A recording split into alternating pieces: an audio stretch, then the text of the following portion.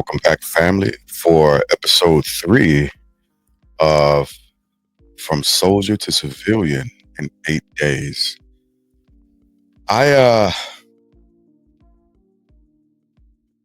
I'm down to 6 days today. Last night I went and I did karaoke. Uh, I'm a musician, by the way, for those of you all who didn't know. Did karaoke, hang out with some fantastic soldiers, and sang the night away. It was a good time. But today I will be talking about my career from let's see, 2006 through essentially 2014, 2013. And I, again, the soldiers that I served with, the thing that makes the Army such a unique organization is, as I'm sure other people can tell you about their own specific branches, but the thing that makes the Army such a unique organization isn't the name of the organization versus the people who you work with that you begin to call family, and you randomly, um, for no set reason, will begin to think of them and the times that you had and you shared with them because of the impact that it's made on you throughout your life. So, I wanted to show this also.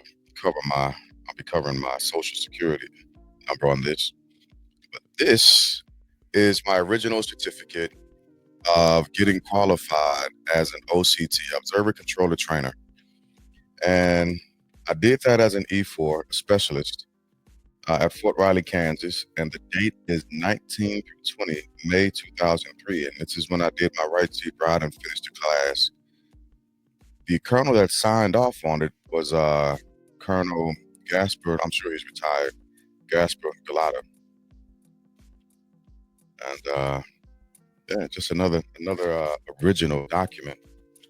Soldiers, if you're listening to this, and any vet can tell you also, make sure you have an I Love Me binder. But anyway, so let's begin to talk about these years. We've talked about 97, 98, 99. 99, 2000, 2001, I was in IRR, and I ended up moving to Huntsville, Alabama. 2002, I ended up getting found by retention, and I ended up getting mobilized with the 75th out to Fort Riley, Kansas from 2003 through 2006. So the end of 2006 or mid 2006, I got off of active duty or mobilization in 2006, July of 2006. And at the time, my oldest sister was living in Texas. She had come back from Iceland. She was in the Navy. And so I decided to move to Texas to be closer to my siblings. Now, this is actually a shot in Little Rock, Arkansas, at one of my aunt's houses. My mom, my sisters, and me, many years ago. And this was around the time, I think I was still at Fort Riley during this time, but my older sister lived in Texas. And so I'd moved down to Fort Worth, Texas, and I was with the 380th, uh, as you were, I was with the 370th Chemical Company at that time, and a fine group of soldiers. I also had the experience of becoming a new dad at that time. During that time in Texas, I also attended Camp Cook in Ball, Louisiana, very small training institution, but they pump out some of the greatest non-commissioned officers the Army has ever seen. And it's a National Guard installation, and it's about as big as a snap. And so I attended my WLC there as well as my BNOC, because I am a BNOC graduate. And I have those photos, and I'll find those and I'll post them as soon as I find them for WLC as well as for BNOC. Uh, and later on, I ended up going to ALC, but that's another story for another time. Let's stick to the script. So I'm back in Texas at this point, and I'm a new father, and that is my baby right there. This is actually me out processing. I was getting ready to leave the 370th Chemical Company, and at this time they were stationed. Their flag was on Nas JRB in Fort Worth, and I was serving with. I love these guys. Master Sergeant retired Steven Santiago, Chief Wynn. Uh, we had a great annual training, and this is what that picture was from. Last day at AT, we went out, just the core NCOs who were pushing it. I also had the privilege of serving at the time. His rank was Captain Jeffrey Schaefer. Oh man, I'm missing names. Goodness gracious!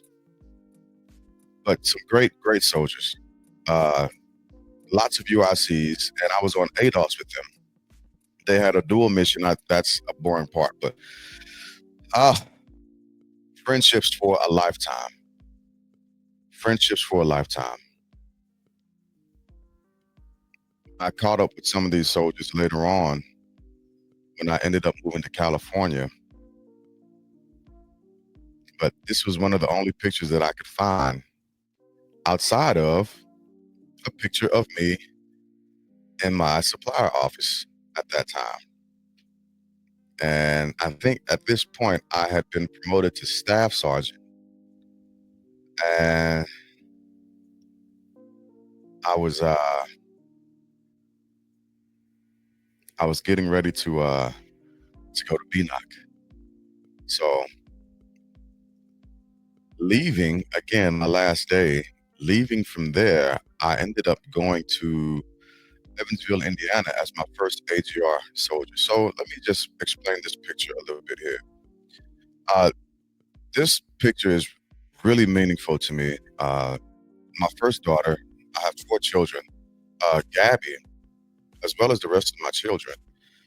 They are, by and large, the reason behind my success. They've always been the driver for me being who I am and making sure I represented them well, regardless of where I was. One of the things that I tell my soldiers, that I used to tell my soldiers while in class, was your name will arrive at your next duty station long before you do. And I wanted to make sure that as my children walk throughout life and people come in contact with them and they hear their name, or they say who their dad was, that they have the experience of someone saying to them, "Oh yeah, I knew your dad," and it eases some of the tumultuous efforts that may have come had I not been who I am. So thank you, babies. This is because of you. So anyway, I ended up leaving Fort Worth, Texas, and getting on AGR with the 380th Quartermaster Company.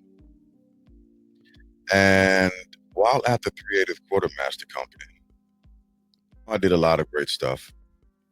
I got to serve with, well, that's where I met my mentor, Master Sergeant Ari Hayden. I served with Kurt Bridgewater, William Archuleta, Kevin Herron, uh, Feliciano, James Harris, Kit Kittredge, Benjamin Keeber, Keenan Johnson, Sean Plaha, Elba Plaha. I also served with retired Command Sergeant Major Patrick Thomas. Got mentored by a retired Sergeant Major, Mr. Johnny Ritter. Served with Juan Caraballo, and his wife, Sarah. Uh, just and the list goes on. As a matter of fact, I was able to participate in Juan and Sarah's wedding as one of the best men, and it was an absolutely wonderful experience being able to be a part of that. And so I'm grateful for that experience, Caraballos, um, and I appreciate you all. Thank you for that forever. Now, while assigned to the 388th Quartermaster Company, I had multiple different roles. I was a platoon sergeant for multiple different occasions. Served with Antoine, saw him first class, retired Antoine Swims, and uh, saw him first class Victor Howe. Uh, and our ATs, we made this absolutely fun. There you see James Harris, Martin Kittredge, Joshua Mile, Daniel Engler, and myself. And this was for their promotions. Um, Man,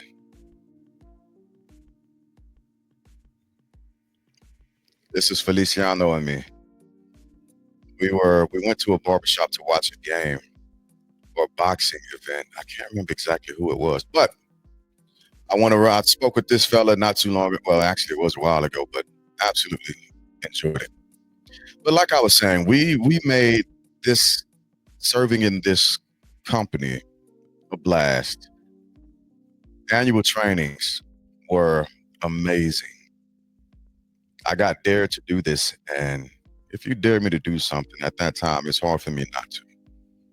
This was our MWR day, and it was great. Just a great time. This was changing of the flag. Yeah, Joshua Bryant, Elba Plaha, Dave Melton. Yeah, this was a flag ceremony. Um, and as you can see, there was a transition happening from with berets and various different headgear. So we took this on, knocked this out at the Reserve Center up there in Evansville, Indiana. Well, also serving with the 3A. Oh, let me go back to ATs.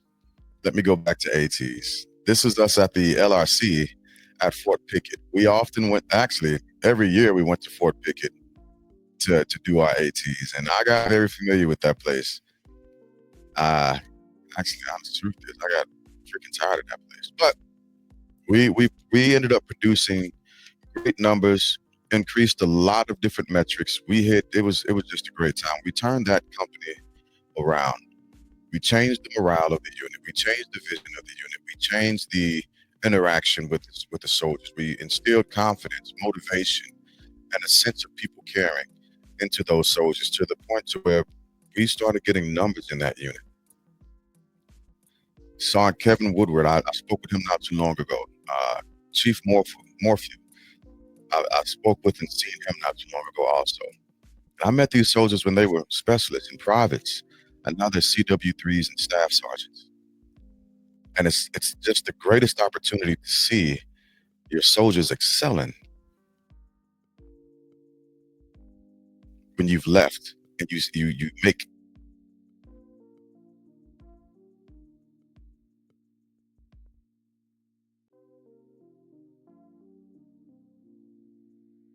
I wish I had more pictures of WW. That was Wanda Williams.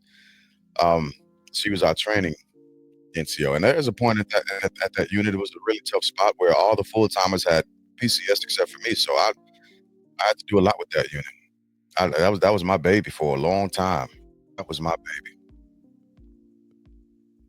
But I got assessed onto AGR in 2009. My daughter was born in July. By August, we were heading to from Texas to Indiana, and I reported in, and I immediately got to work. Oh, Millicent Niles as well. So many people. Uh, Cassandra Hill, Aretha Bell, Chief John Penny, uh, great mentor, Chief Penny. As a matter of fact, he taught me so much about our craft that it's amazing. He was largely influential in my ability to instruct confidently. And unfortunately, I met him when he was a CW2, and I caught back up with him uh, last year, and I saw him as a CW5. So that was a great experience to have.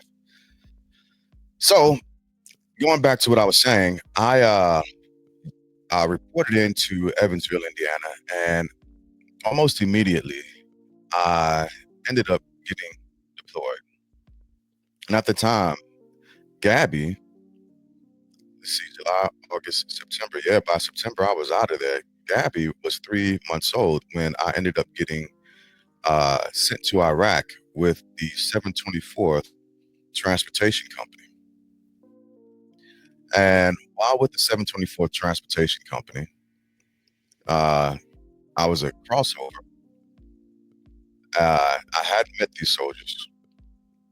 I had just got plucked from my house, my new unit, new HR session, sent to Iraq with soldiers that I didn't know. I didn't even know the soldiers that I was currently really serving with. Got put in MRAPs, convoys. These are MRAPs, by the way. That's why I showed this picture already. In the back of hanging out, served with Colonel retired Sean Cunahan, Colonel, Lieutenant Colonel James Holloway, Sergeant Major Silvio Ramos. I don't know what rank Josh is anymore. Joshua Montalvo. This is my battle right here also. So in this picture is Silvio Ramos, Joshua Montalvo, and CW3 Jessica Cifuentes. And she was my replacement for us to actually get out of country. And we did some stuff to make sure I could get out of country. My goodness, we did some stuff. And I appreciate her for riding out with me on that. It was a hell of an endeavor, but we made it out. We made it out. I served with Scott Linaway, Stormin Brett Norm, and I also played in the post choir. I played the drums in the post choir. And, oh man, just a fantastic, just a really core group of musicians that I did not plan on actually running into when I had gotten over there. So while in Iraq, I never understood this, but I'm going to say this. And I know that a lot of soldiers who served during this time have the same sentiment, but I just want to say for the record, whoever came up with having to wear a freaking PT belt in the desert, in the heat, in the daytime, that was the stupidest decision you could have ever made. That is dumb as hell. I just want to tell y'all that. Okay, now that I've finished that. Back to Iraq. So, transportation company. This was one of our MWR days. And, oh, I'm sorry. Let me switch back. So, this is actually the tank graveyard that I went to on one of my convoys. Can't remember exactly where it was, but thought it was pretty cool. So, while in Iraq, I was on Cobb Spiker. That was our main hub, but I ended up going to multiple different places. I'm gonna tell y'all something. As it is stated, there is a definitive truth that the very first casualty of war is innocence. And it's not just it's something it's kind of difficult to explain if you have not experienced this yourself. It's the innocence of everything.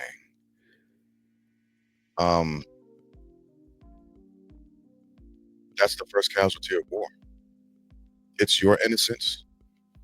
It's a certain ignorance that you've had, although you've trained for this throughout your career, but you get there and you lose something that you'll never ever get back. There's a part of myself that's still over in Iraq, and as unfortunate and as disgusting as war is, there was a part of me for a very long time that wanted to go back because that type of stress and turmoil and disorder and the constant threat of death, it became normal. And I learned how to cope with that, quote unquote cope. But there's a lot that soldiers lose when going to war. War is an ugly engine, but it's an unfortunate human invention that we can't seem to get past. And even with that being said, we figured out how to make the most of it. I served with Heather Cullen. She was my soldier. Uh, Dunn,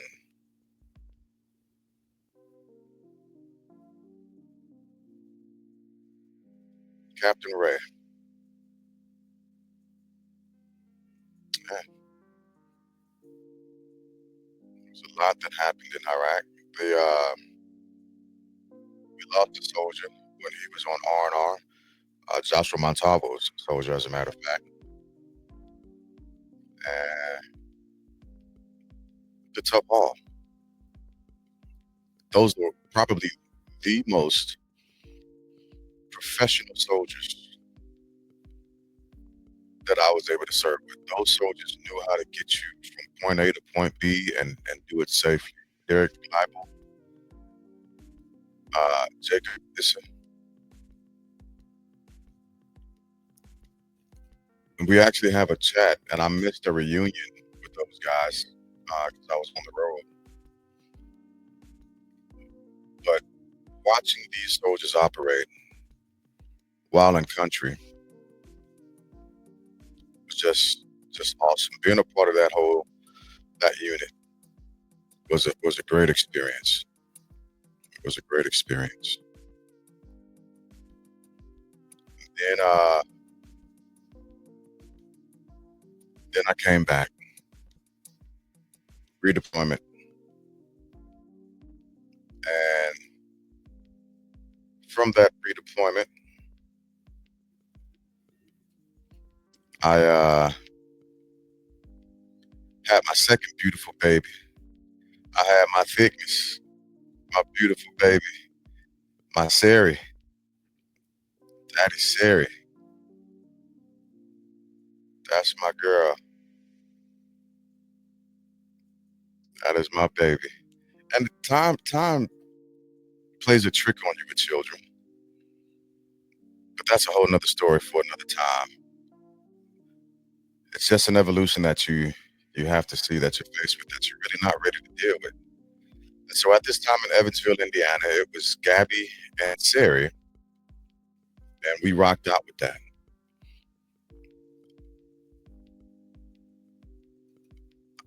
Shout out to my dad, Pastor James A. Glass Sr., and wife, Joanna Glass. I appreciate the silent support that you've always given. And as a father, I have begun to understand a lot of the decisions that you've made in the past. A lot of them. So shout out to my family. Speaking of family, I got back from Iraq and we had a family. So we have family reunions every year. And as a matter of fact, next weekend we will be heading to Nashville. So Nashville, Calvin, we coming. We coming. It's gonna be a blast. And got back from Iraq and my family had done something spectacular. They remembered me.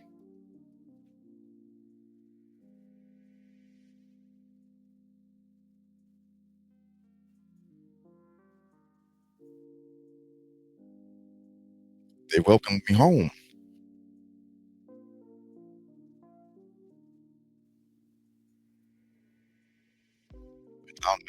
dead. That was that was something. That was something.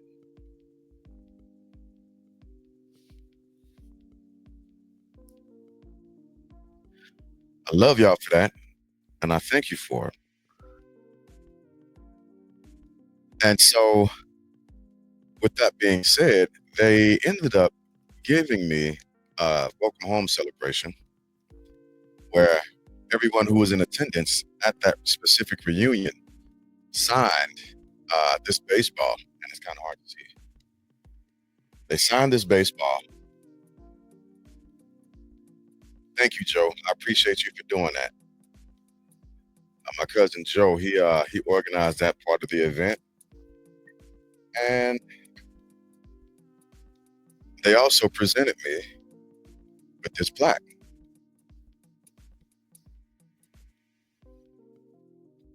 And I've held on to this and made sure that throughout all of my moves, it has not gotten broken. It's a nice plaque. I love this plaque. It's very near and dear to my heart. Staff Sergeant James Glass in recognition of your selfless service to our country. OIF, November 09 through July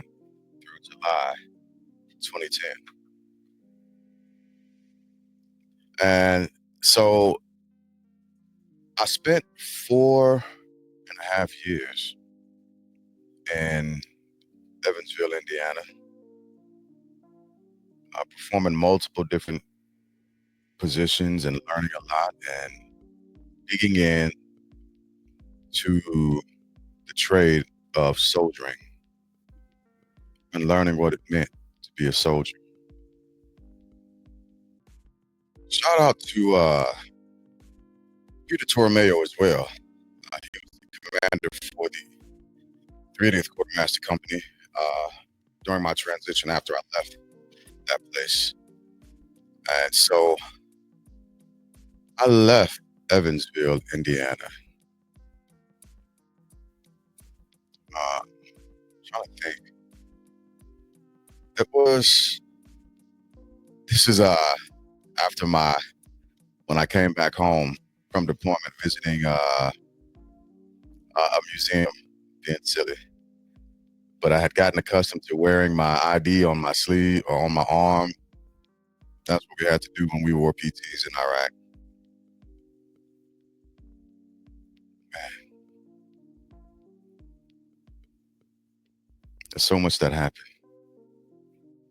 27 years goes by in a blink, and you don't really realize it until you piece together the the moments. It was hard looking back through these photos and compiling them all because I've lost a lot of good friends throughout these years. And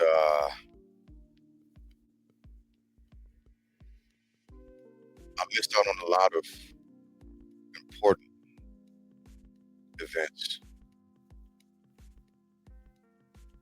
And I think a lot of the nation, when you're thanking soldiers or military members for our service, there's a there's a if you've not served, there's some things that you may have missed while thanking us. Remember, we volunteered for this. We chose to do this, not understanding and knowing the sacrifices that we were actually making for our country, and not just us, but our families have made for this country.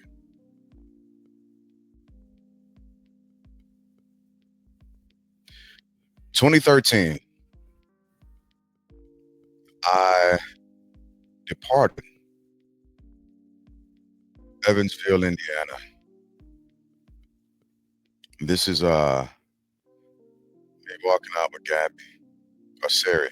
That's Sari in a stroller, clearing the unit, walking out for the last time and getting my access take restricted and all that other good stuff.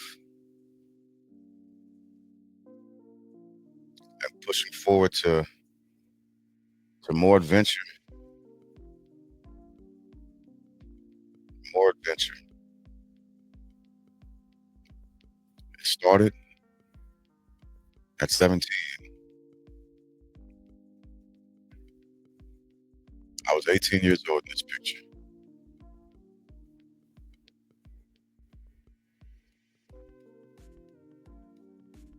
and I've run a course. At this point, I have gone through this career. I've given it everything, and I've given back as much as I could. The military will take everything from you, everything along the way. You can lose yourself in the different dynamics of what it is to be a soldier and making sure you support the mission, the success of the mission.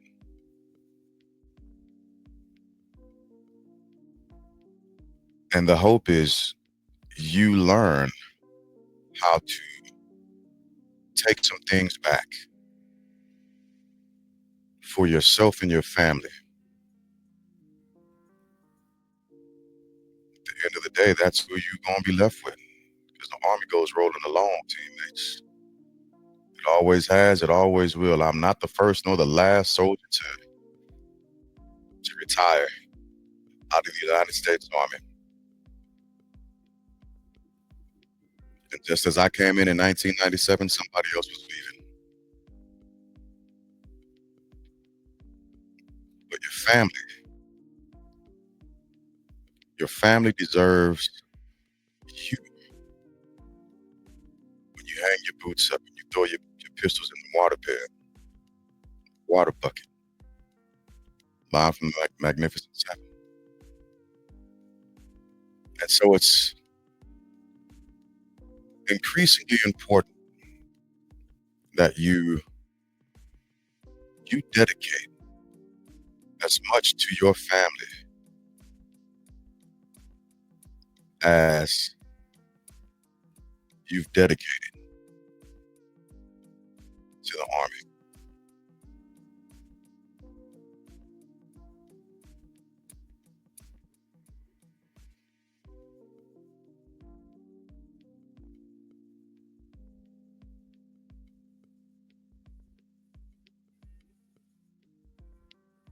Six days.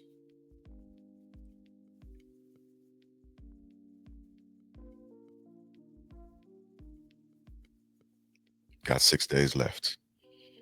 I don't want to forget this. The American Legion in Evansville, Indiana, as I departed, I got promoted out of my actual position in Evansville, Indiana, and they presented me with this mug at the American Legion. It says, "From your friends at the American Legion, Capperman Post number 44." I loved going to that place when I was able to. Old vets telling war stories and lies, because that's what we do when we get together.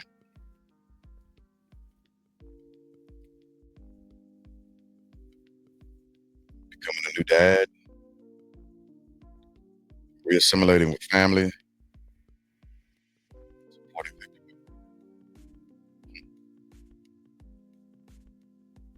27 years.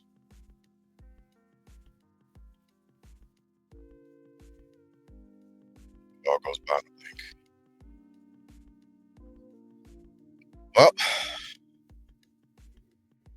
that's it for this actual episode. And join me tomorrow as we begin to talk about and discuss 2014 and my new assignment with the 351st Civil Affairs Command. I'm excited about that one.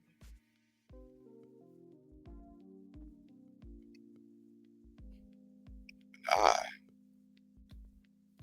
see y'all later.